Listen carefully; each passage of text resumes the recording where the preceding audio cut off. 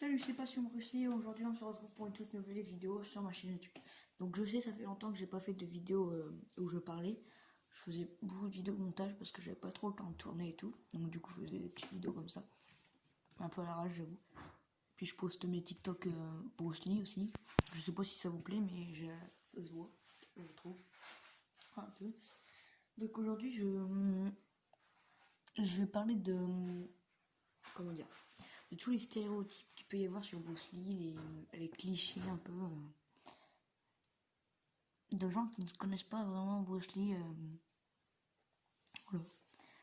Souvent les gens, quand on leur parle de Bruce Lee, ils pensent au petit chinois qui fait du kung fu et qui fait du nunchaku dans ses films. Mais Bruce Lee, non, il faisait pas de kung fu. Enfin, ici, il en a fait, je suis d'accord, mais plus précisément du Wing Chun. Mais voilà. La pensée de ces gens-là, elle n'est pas pareille que à d'autres personnes. Il y en a qui pensent que voilà, c'est juste un chinois qui s'est jonglé avec un nunchaku, qui est juste se battre, qui a juste pour intention de se battre. Alors que pas du tout, sa philosophie n'était pas de se battre, elle était de se battre, mais pour les bonnes raisons. Par exemple, dans ses films, quand il se battait, il voulait toujours qu'il y ait une raison valable. Il se battait pas pour aucun intérêt. C'est pour ça, voilà.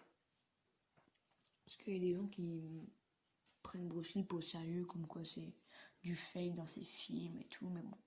Ses adversaires, même aujourd'hui, pourront vous dire, ce n'est absolument pas du fake. Voilà, parce que sa force était inimitable. Et voilà.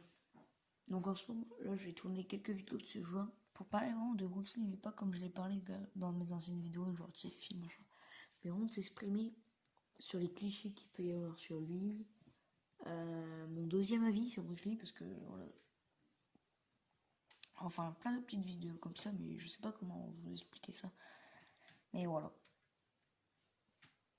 Parce que bon, aujourd'hui, les mentalités ont changé. Hein. Bruce Lee n'est plus ce qu'il était avant, ce qu'on croyait. Ouais, il sait que faire du kung-fu, il sait pas vraiment se battre, machin. Alors que vraiment, si.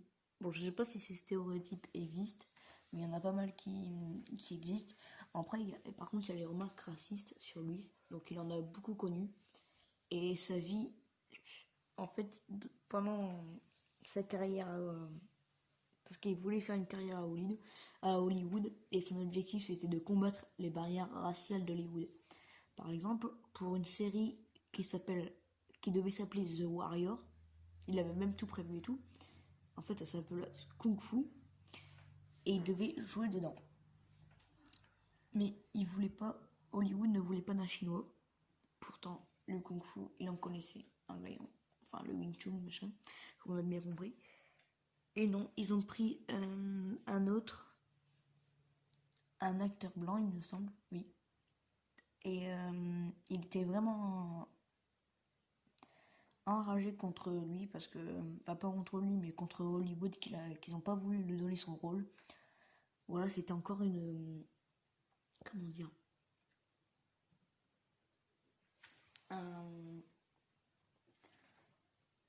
une petite, bah voilà, une barrière raciale tout simplement, parce que lui il est blanc, on le prend.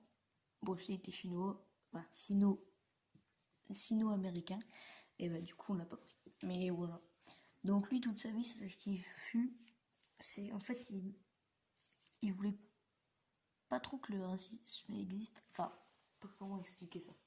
En gros lui il voulait, comme je vous l'ai dit avant, combattre les barrières raciales et qu'il puisse jouer dans tous les films. Donc par exemple,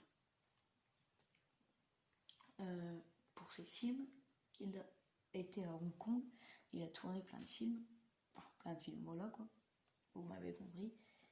Et dans La Fureur du Dragon, la Warner, non c'est pas la Warner, c'était quoi déjà? Ah, attendez, je ne sais plus c'était quelle association, je ne sais plus, il me semble que c'était la Warner ou un truc comme ça. Ou je sais plus, mais je me rappelle plus très bien. Et dans La Fureur du Dragon, c'est lui qui a dirigé le film de A à Z. Il était à la fois acteur, réalisateur, scénariste, il prévoyait les combats, enfin tout ça. Et franchement, c'était super. Donc voilà, c'est une petite vidéo comme ça que je sors. Donc voilà, c'est tout. Après, je sais pas ce que je vais tourner après comme vidéo. Je ne sais absolument pas. Voilà, ciao.